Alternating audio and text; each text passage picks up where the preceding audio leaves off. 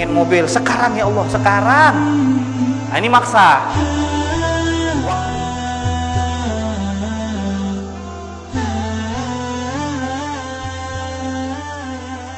Wa naf'an li ibadihil muslimin innahu sami'un du'a ibadihi wa qaribun mujib wa man qasadahu la yakhib. Nah, kemudian beliau menegaskan bahwa kita punya akidah kalau berdoa harus yakin dengan ijabah. Ud'ullaha wa antum muqinuna bil ijabah. Kata Nabi, baginda Rasulullah SAW mengajarkan kalau kita doa harus yakin kalau Allah mengijabah doa kita. Kalau kita ragu, nah ini salah satu aib di dalam akidah. Tidak boleh kita meragukan Allah mengijabah doa kita tersebut.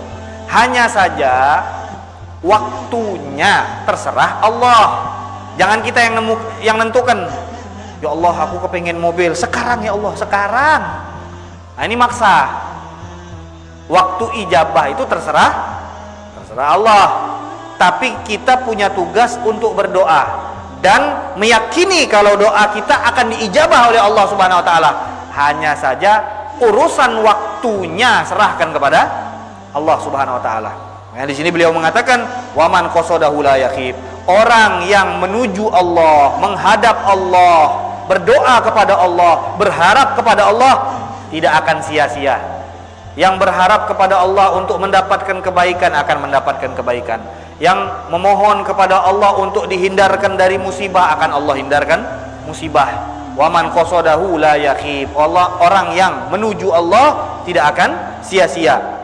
Wa idza sa'alaka ibadi anni fa inni qarib. Kemudian beliau membawa satu ayat, apabila hambaku bertanya tentangku, kata Allah, maka katakan kepada mereka aku dekat. Nah, ini ayat, kata ulama tafsir, turunnya karena ada orang Yahudi. Ini orang Yahudi nanya biasanya mau ngejek. Orang Yahudi itu kalau nanya biasanya mau ngejek, karena mereka ingin meremehkan baginda Rasulullah SAW. Rasulullah pernah mengatakan bahwa antara bumi dan langit itu adalah jaraknya sekitar 500 tahun perjalanan, 500 tahun, dan kata ulama 500 tahun ini bukan jalan kaki, 500 tahun dengan kecepatan cahaya. Jadi kalau ada kecepatan cahaya, dan sekarang ini belum kita temukan ada pesawat yang memiliki kecepatan tinggi seperti kecepatan cahaya, belum ada. Pesawat secepat-cepatnya pesawat belum bisa menandingi kecepatan cahaya. Nah, kita kalau mau tahu kecepatan cahaya, kalau kita nyenter nih ke ujung situ tuh, tek, langsung sampai kan? Nah, itu kecepatan cahaya. Nah, ini jarak tempuh dari bumi ke langit itu sekitar 500 tahun perjalanan dengan kecepatan cahaya, kata ulama. Bukan jalan kaki. Kalau jalan kaki 500 tahun baru sampai mana? Nah, ini kecepatan cahaya, berarti jarak antara bumi dan langit itu jauh sekali. Jadi kata orang Yahudi ini bilang, mereka kan taunya Allah itu di atas langit. Nah, ini akidah yang sesat, yang mengatakan Allah di atas langit. Karena di dalam Al-Quran dikatakan, kata mereka, summastawa ilas sama. Itu kata mereka berarti Allah di langit. Ada lagi ayat lain, kalau kita bilang sama mereka, oh berarti Allah di langit, kalau sesuai pemahaman kalian dari ayat ini. Lalu bagaimana dengan ayat Ar-Rahmanu alal arsyis tawa? Oh, kata mereka berarti Allah itu di arsy. Loh, arsy itu di langit enggak? Arsy di atas langit. Loh, berarti Allah di langit apa di atas langit? Pusing mereka. Kenapa kok bisa pusing? Karena mereka menempatkan Allah sama dengan makhluk. Mereka anggap Allah itu bertempat. Kalau kita kan akidah Ahlussunnah wal Jamaah meyakini bahwa Allah tidak bertempat. Adapun ayat-ayat yang zahirnya memberikan kepada kita pemahaman zohirnya Allah bertempat, maka ayat tersebut tidak kita artikan secara zohir. Jadi misalkan Ar-Rahmanu 'alal arsy istawa. Nah, itu kita ada dua mazhab. Mazhab yang pertama tafwid. Tafwid ini artinya apa? Ya sudah, tidak usah kita bahas-bahas. Ar-Rahmanu 'alal arsy istawa, hanya Allah yang paham maksud daripada hakikat ayat ini. Ada yang mazhab kedua yaitu mentakwilkannya, yaitu yang dimaksud adalah Allah yang menguasai arsy. Nah, ini untuk menghilangkan syubhat.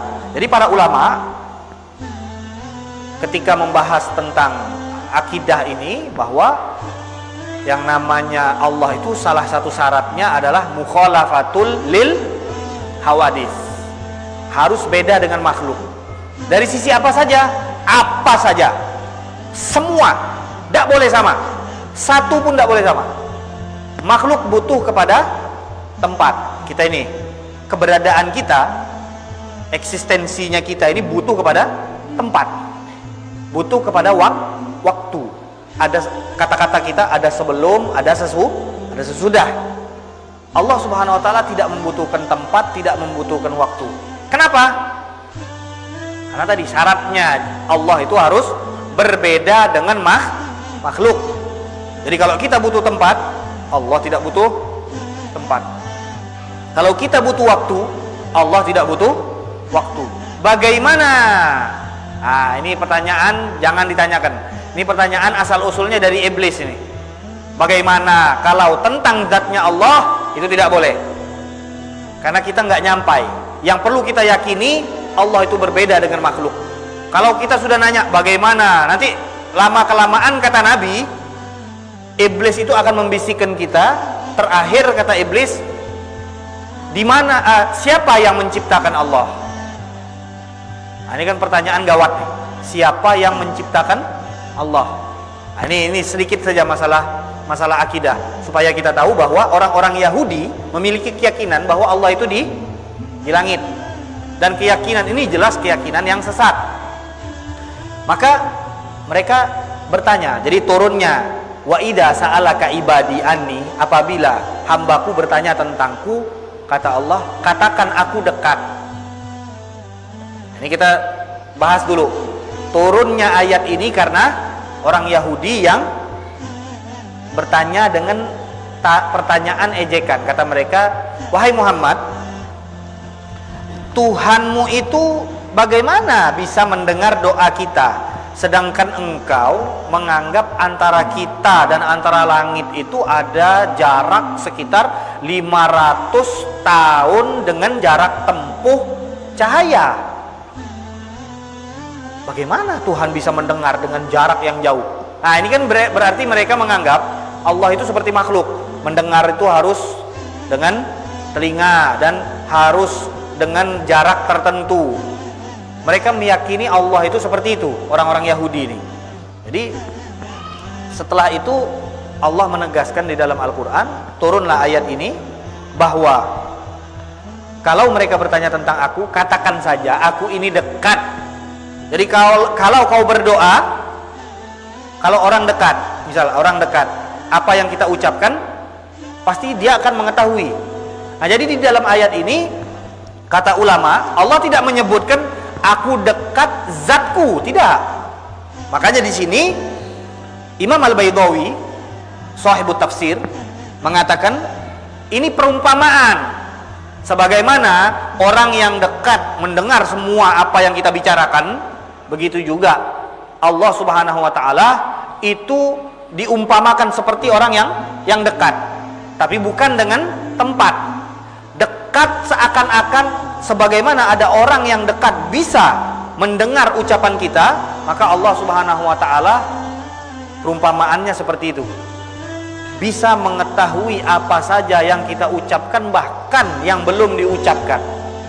Nah, kata Imam Baydawi, ini perumpamaan dengan maklumat Allah Subhanahu wa taala. Allah mengetahui, dan dengan pengetahuan yang sempurna terhadap apa yang dilakukan oleh makhluk dan keadaan si makhluk tersebut. Nah, ini ayat ini, jadi kata ulama kita, dekat di sini artinya apa? Artinya bukan dekat jarak, tapi dekat dengan pengetahuan yang sempurna. Jadi sebagaimana orang yang dekat bisa mengetahui semua keadaan, maka Allah lebih dari itu. Allah lebih dari itu semua. Dan adapun Allah tidak bertempat dan tidak memiliki jarak dan tidak bergantung kepada apapun yang makhluk bergantung kepadanya.